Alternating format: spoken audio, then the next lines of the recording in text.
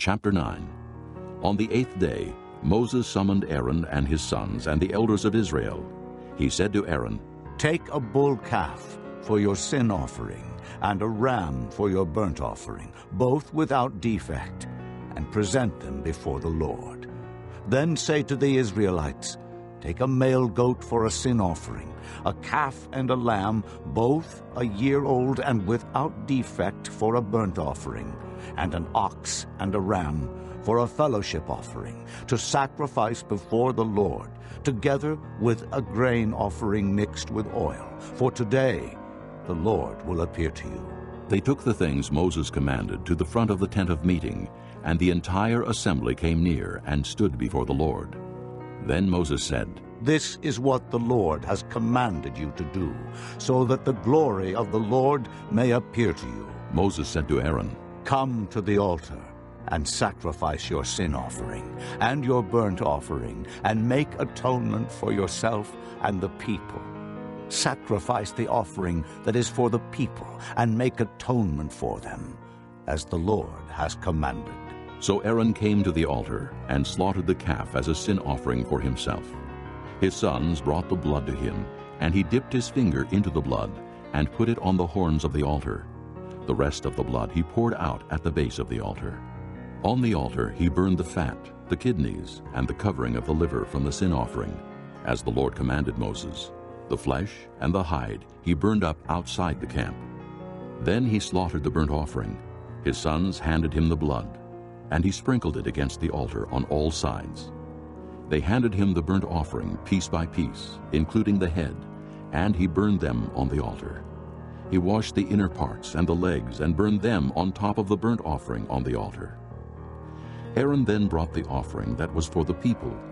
He took the goat for the people's sin offering and slaughtered it and offered it for a sin offering as he did with the first one.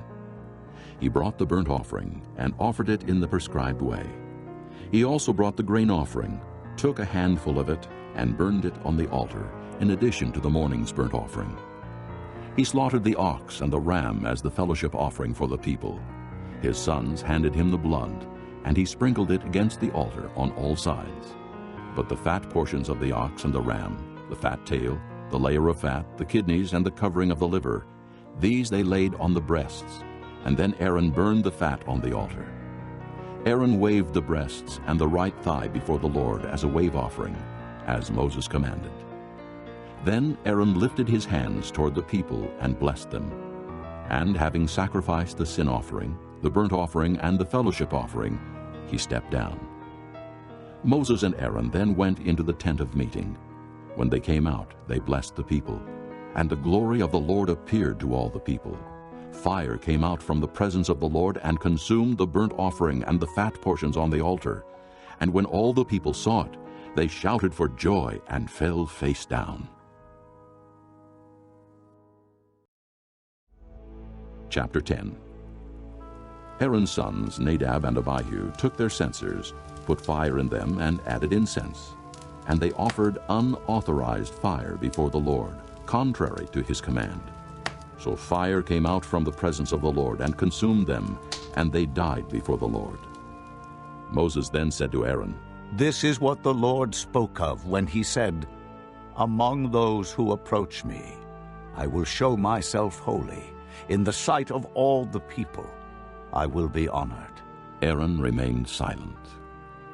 Moses summoned Mishael and Elzaphan, sons of Aaron's uncle Uzziel, and said to them, "Come here. Carry your cousins outside the camp, away from the front of the sanctuary." So they came and carried them, still in their tunics, outside the camp, as Moses ordered. Then Moses said to Aaron and his sons Eleazar and Ithamar, "Do not let your hair become unkempt, and do not tear your clothes, or you will die, and the Lord will be angry with the whole community. But your relatives, all the house of Israel, may mourn for those the Lord has destroyed by fire. Do not leave the entrance to the tent of meeting, or you will die, because the Lord's anointing oil is on you." So they did as Moses said. Then the Lord said to Aaron, "You and your sons are not to drink wine or other fermented drink whenever you go into the tent of meeting, or you will die. This is a lasting ordinance for the generations to come. You must distinguish between the holy and the common, between the unclean and the clean, and you must teach the Israelites all the decrees the Lord has given them through Moses." Moses said to Aaron and his remaining sons, Eleazar and Ithamar, "Take the grain offering left over from the offerings made to the Lord by fire, and eat it, prepared without yeast, beside the altar, for it is most holy. Eat it in a holy place, because it is your share and your son's share of the offerings made to the Lord by fire, for so I have been commanded. But you and your sons and your daughters may eat the breast that was waved and the thigh that was presented. Eat them in a ceremonially clean place. They have been given to you and your children as your share of the Israelites' fellowship offerings. The thigh that was presented and the breast that was waved must be brought with the fat portions of the offerings made by fire, to be waved before the Lord as a wave offering. This will be the regular share for you and your children, as the Lord has commanded." When Moses inquired about the goat of the sin offering and found that it had been burned up, he was angry with Eleazar and Ithamar, Aaron's remaining sons, and asked, "Why didn't you eat the sin offering in the sanctuary area? It is most holy. It was given to you to take away the guilt of the community by making atonement for them before the Lord. Since its blood was not taken into the holy place, you should have eaten the goat in the sanctuary area, as I commanded." Aaron replied to Moses, "Today they sacrificed their sin offering and their burnt offering before the Lord. But such things as this have happened to me. Would the Lord have been pleased if I had eaten the sin offering today?" When Moses heard this, he was satisfied. Chapter 11. The Lord said to Moses and Aaron, "Say to the Israelites, of all the animals that live on land, these are the ones you may eat. You may eat any animal that has a split hoof, completely divided, and that chews the cud. There are some that only chew the cud, or only have a split hoof, but you must not eat them.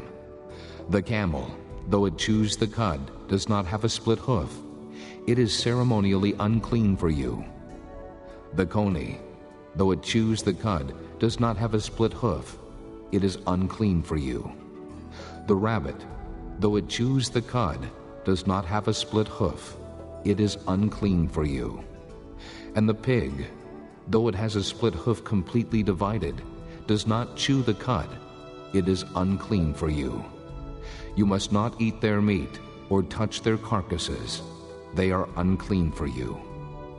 Of all the creatures living in the water of the seas and the streams, you may eat any that have fins and scales. But all creatures in the seas or streams that do not have fins and scales, whether among all the swarming things or among all the other living creatures in the water, you are to detest. And since you are to detest them, you must not eat their meat, and you must detest their carcasses.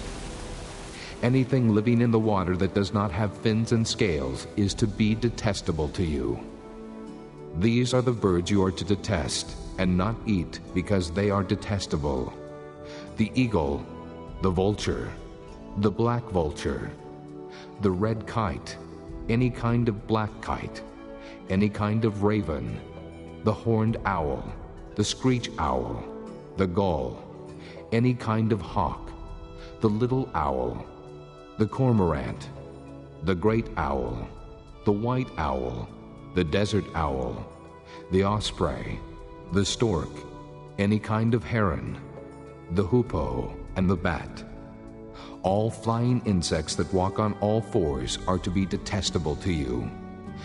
There are, however, some winged creatures that walk on all fours that you may eat, those that have jointed legs for hopping on the ground. Of these you may eat any kind of locust, katydid, cricket, or grasshopper. But all other winged creatures that have 4 legs you are to detest. You will make yourselves unclean by these. Whoever touches their carcasses will be unclean till evening. Whoever picks up one of their carcasses must wash his clothes, and he will be unclean till evening. Every animal that has a split hoof, not completely divided, or that does not chew the cud, is unclean for you. Whoever touches the carcass of any of them will be unclean.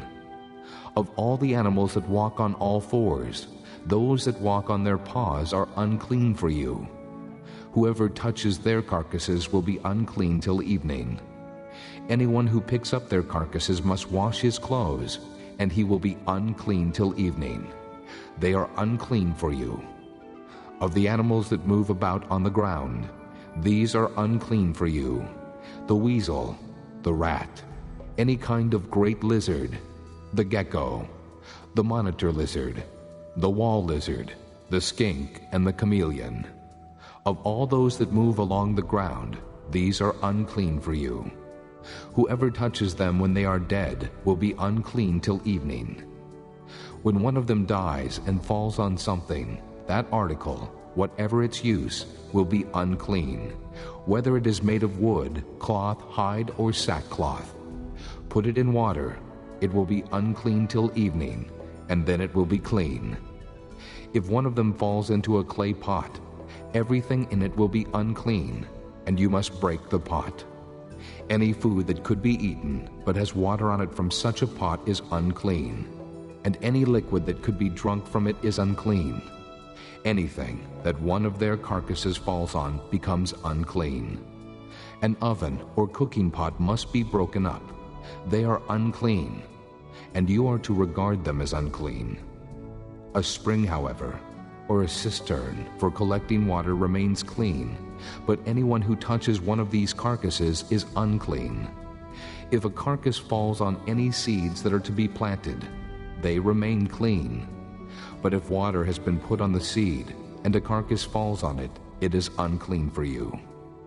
If an animal that you are allowed to eat dies, anyone who touches the carcass will be unclean till evening. Anyone who eats some of the carcass must wash his clothes, and he will be unclean till evening. Anyone who picks up the carcass must wash his clothes, and he will be unclean till evening. Every creature that moves about on the ground is detestable. It is not to be eaten. You are not to eat any creature that moves about on the ground, whether it moves on its belly or walks on all fours or on many feet. It is detestable. Do not defile yourselves by any of these creatures. Do not make yourselves unclean by means of them, or be made unclean by them. I am the Lord your God. Consecrate yourselves and be holy, because I am holy. Do not make yourselves unclean by any creature that moves about on the ground. I am the Lord who brought you up out of Egypt to be your God. Therefore be holy, because I am holy. These are the regulations concerning animals, birds, every living thing that moves in the water, and every creature that moves about on the ground. You must distinguish between the unclean and the clean, between living creatures that may be eaten and those that may not be eaten. Chapter 12. The Lord said to Moses, Say to the Israelites, a woman who becomes pregnant and gives birth to a son will be ceremonially unclean for 7 days, just as she is unclean during her monthly period. On the 8th day, the boy is to be circumcised. Then the woman must wait 33 days to be purified from her bleeding. She must not touch anything sacred or go to the sanctuary until the days of her purification are over. If she gives birth to a daughter, for 2 weeks the woman will be unclean as during her period. Then she must wait 66 days to be purified from her bleeding. When the days of her purification for a son or daughter are over, she is to bring to the priest at the entrance to the tent of meeting a year-old lamb for a burnt offering, and a young pigeon or a dove for a sin offering. He shall offer them before the Lord to make atonement for her, and then she will be ceremonially clean from her flow of blood.